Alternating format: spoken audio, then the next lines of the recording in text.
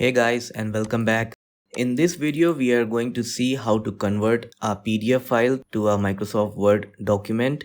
If you want to convert a doc file to a PDF, you can follow my another video. The link is in the description. Anyways, to convert a PDF to a doc, there are many ways, but out of those ways there are two easiest way.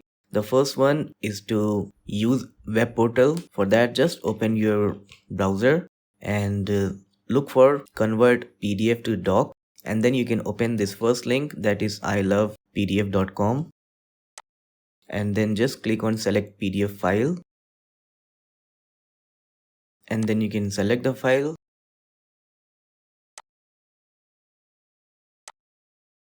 If you want to add more files, then just click on that plus icon.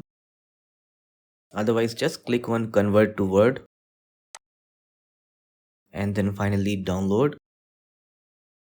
And let me open the file. And you can see the PDF file has been converted to the Word document, and all the text formattings are also retained. And since we have downloaded it from the web, we have to click on enable editing to edit this document.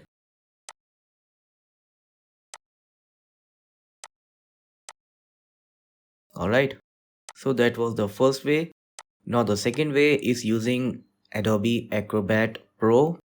I have this software installed on my computer. If you also have this software, then it makes it very easy to work with the PDF files. So I'll just open the file in my Adobe Acrobat Pro,